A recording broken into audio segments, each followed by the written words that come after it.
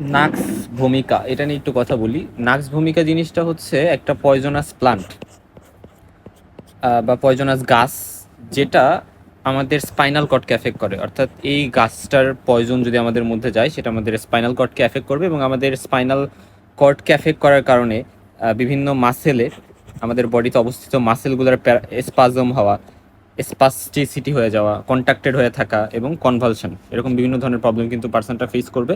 এটা কেন spinal poison? কারণ স্পাইনাল কর্ড নর্মালি আমাদের মাসেলের কন্ট্রোল মেনটেন করতে, মাসেলের মুভমেন্ট মেনটেন করতে, মাসেলের কন্ট্রাকশন যাতে এক্সেসিভ না হয়ে যায় সেটাকে প্রিভেন্ট করতে এই জিনিসগুলো মেনটেন করে। বাট এই যে যে নাক্স ভূমিকার যেটার কথা বললাম, এটাকে আমরা স্ট্রাইকনিন পয়জনিংও বলে থাকি। এটা দ্বারা যদি পয়জনিং হয়, স্ট্রাইকনিন, হ্যাঁ বানানটা ইম্পর্টেন্ট, যে স্ট্রাইকনিন। তো এই স্ট্রাইকনিন কি করে, এই কন্ট্রোলটাকে রিমুভ করে দেয়, ফলে স্পাইনাল কর্ডের উপর কাজ করে এই পয়জনটা, এই বিষটা এরকম করতেছে। আর এজন্য আমরা যদি হালকা একটু ধরলাম, কেউ একটু হালকা সাউন্ড, হালকা একটু লাইট, হালকা একটু টাচ, এটার কারণেও মানে এই এক্সপোজারগুলোতে আসছে, এটার পরেও দেখেন হুটহাট করে তার মাসেল কন্ট্যাক্ট করে গেছে হালকা একটু স্টিমুলাসেই।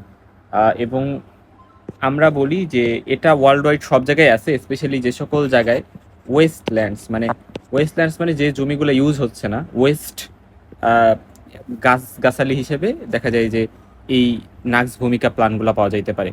এবং এটার বোটানিক্যাল নেম হচ্ছে, এটা একটা বোটানিক্যাল নেম আছে, বোটানিক্যাল নেম কি, স্ট্রেকনোস ন্যাক্স ভূমিকা, হ্যাঁ এটাকে ন্যাক্স ভূমিকা নামেও কমনলি বলা হয়। এবং কমন আরেকটা নেম আছে যেটাকে আমরা বলি কুচিলা, কুচিলা প্লান্ট।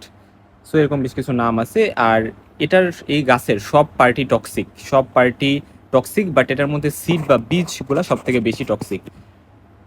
এটাতে সব থেকে বেশি কনসেন্ট্রেশন অফ টক্সিক অ্যালকালয়েডস থাকে, এই জন্য এটা সব থেকে বেশি টক্সিক। এটা তাহলে আমরা যদি বলি যে স্ট্রাইকনিন কি জিনিস, স্ট্রাইকনিন হচ্ছে যে নাক্স ভূমিকা যে প্লান্ট, এটার যে সিরিজগুলা থাকে, এই সিরিজগুলা থেকে আমরা যে পয়জনাস অ্যালকালয়েড কালেক্ট করি সেটাকে আমরা স্ট্রাইকনিন বলতেছি। এগুলা মেইনলি কালারলেস থাকে, অর্ডারলেস থাকে, এবং এটার টেস্টও বেশ বিটার থাকে। আর অ্যালকালয়েড, এই যে যে নাক্স ভূমিকা, এই প্লান্টটার মধ্যে আমরা যদি সিড থেকে কালেক্ট করি, তাহলে দেখবো স্ট্রাইকনিন সব থেকে বেশি পরিমাণে থাকবে, যেটা মেজর পয়জন। তা বাদে ব্রুসিন থাকতে পারে, এটা লেস টক্সিক স্ট্রাইকনিনের থেকে।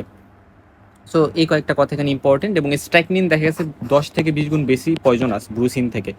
হ্যাঁ, ব্রুসিন স্ট্রাইকনিনের মতো সিমিলারই, বাট পয়জনাস কম, এটা একটু জাস্ট মনে রাখবো। এবং এই যে যে গাছটা নাক্স ভূমিকা, এটার যে বার্ক বা কাণ্ড, তারপর এটার থেকে যে পাতা, এগুলা ব্রুসিন কন্টেইন করে, স্ট্রাইকনিন কন্টেইন করে না। স্ট্রাইকনিন শুধু এটা যে বীজ থাকে সেটাতে কন্টেইন করে আর কি।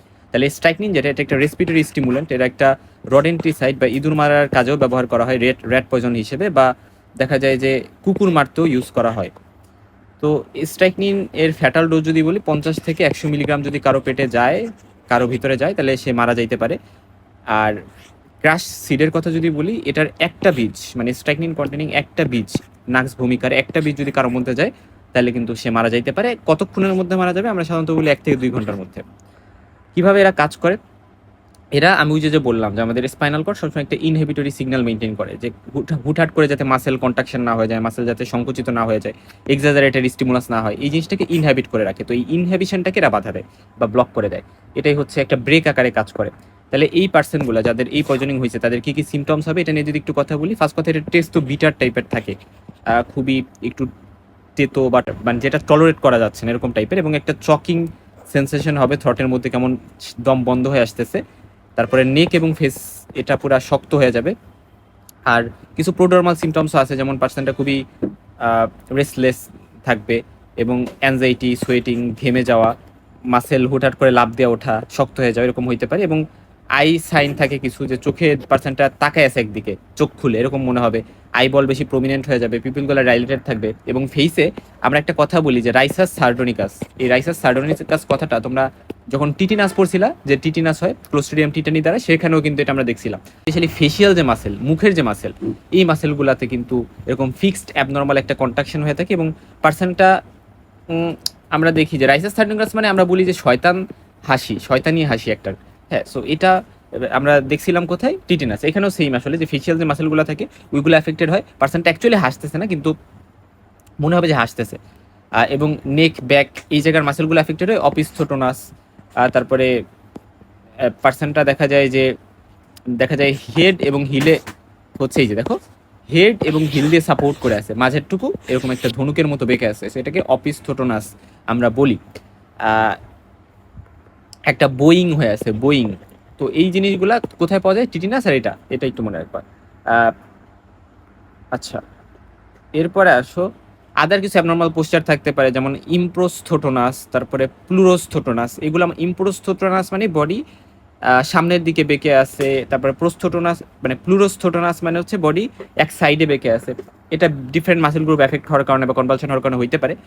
আর সব মাসেল এ হচ্ছে গিয়ে মানে কনভালশন যদি হয় সেটাও মাসেলগুলোকে এফেক্ট করতে পারে। অ্যাট দ্য সেম টাইম পার্সনটা দেখা যায় কনসাস থাকে, জেগে আছে, একটা কনভালশন হয়েছে আরেকটা কনভালশন সেটার মাঝে আবার জেগে আছে, সেরকম আর কি বিভিন্ন ধরনের ফিচার্স। পার্সনটা কীভাবে মারা যেতে পারে? রেসপিরেটরি অ্যারেস্ট হয়ে, কারণ প্রলং কনভালশনের কারণে তারপরে সিএনএসকে এফেক্ট করে, সিএনএস এক্সজশন করতে পারে, কার্ডিয়াক অ্যারেস্ট করতে পারে, এইভাবে মেইনলি মারা যেতে পারে। আর মেইনলি ব্রিদিং যে মাসেলসগুলো থাকে এগুলো স্পাজম হয়ে যায়, ফলে রেসপিরেটরি ফেলিওর হয়। তো পার্সনটাকে আমি একটু নিরিবিলি শান্ত ডার্ক রুমে রাখার ট্রাই করবো, নয়েজ স্টিমুলেশন থেকে দূরে। পার্সনটাকে রিল্যাক্স করার জন্য আইভি ডায়াজিপাম দিতে পারি, অথবা ফেনোবারবিটন দিতে পারি, অ্যান্টি কনভালসেন্ট ড্রাঙ্ক। এবং পার্সনটাকে গ্যাস্ট্রিক লাভাস করতে পারি, যদি আর্লি আমাদের কাছে আসে অ্যাক্টিভেটেড চালকল দেওয়া যেতে পারে, এবং আর্টিফিশিয়াল রেসপিরেশন বা মেকানিক্যাল ভেন্টিলেশন দিতে পারি। সিমটোমেটিক ট্রিটমেন্ট করবো। পোস্টমর্টেম ফাইন্ডিংয়ে আমরা রাইগর মর্টিস খুব আর্লি অ্যাপেয়ার করবে, অ্যাসফিক্সিয়ার সাইনগুলো বা রেসপিরেটরি প্রবলেমের সাইনগুলো থাকতে পারে, কিছু স্মল হেমোরয়েজ আমরা পাইতে পারি, স্টোমাক ডিওডেনাম এগুলো কনজেস্টেড থাকতে পারে, এবং যেহেতু সিভিয়ার কনভালশন থাকে আমরা মাসেলের মধ্যেও ব্লাড পাইতে পারি। এটা মেইনলি অ্যাক্সিডেন্টাল পয়জনিং হয়, সুইসাইডাল পয়জনিং বা হোমিসাইডাল পয়জনিং হয় না ইউজুয়ালি। এবং অ্যাবোর্টিফিশিয়েন্ট হিসেবে এটা ইউজ করা হয়। আমরা রিসেন্টলি যে কটা পয়জন পড়লাম সবগুলো মোটামুটি অ্যাবোর্টিফিশিয়েন্ট। তো অ্যাবোর্টিফিশিয়েন্ট মানে তো বুঝো যে এটা দ্বারা অ্যাবর্শন হইতে পারে। এবং তার বাদে গরু মারতে ক্যাটেল পয়জনিংয়েও এটা ইউজ হয়, এবং অ্যারো পয়জনিং এটার ইউজ আছে। আচ্ছা, এবং দেখা গেছে কিছু সময় আহ, এটা মনে করা হইতো যে আচ্ছা এটা হয়তো বা মানে সেক্সুয়াল যে ক্রাভিং সেটা বাড়াবে, অ্যাফ্রোডিজিয়াক হিসেবে কাজ করতে পারে, কিন্তু অ্যাকচুয়ালি না, এটা করে না ওইভাবে। বাট মানুষ এটা ভুল করে এটা নিতে পারে।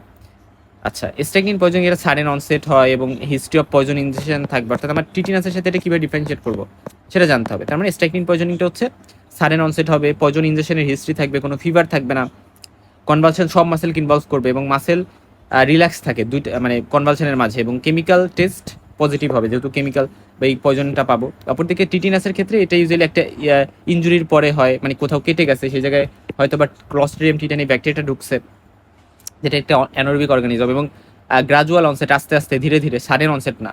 ফিভার থাকতে পারে যেহেতু একটা ব্যাকটেরিয়াল ইনফেকশন, এবং তার বাদে পারসিস্টেন্ট মাসেল রিজিডিটি থাকে, এবং মাসেল কিন্তু কমপ্লিটলি রিল্যাক্স করে না কখনো। আর মাইক্রোবায়োলজিক্যালি আমরা এটা ডায়াগনোসিস করি, আমরা ক্লোস্ট্রিডিয়াম টিটানি যেটা এই ব্যাকটেরিয়া পাইতে পারি, ওটা টক্সিন দ্বারাই যেহেতু এটা মেইনলি হয়েছে। আচ্ছা, এটা আমরা একটু এখান থেকে জানলাম। সো দ্যাটস অল অ্যাকচুয়ালি এই টপিকগুলো নিয়ে।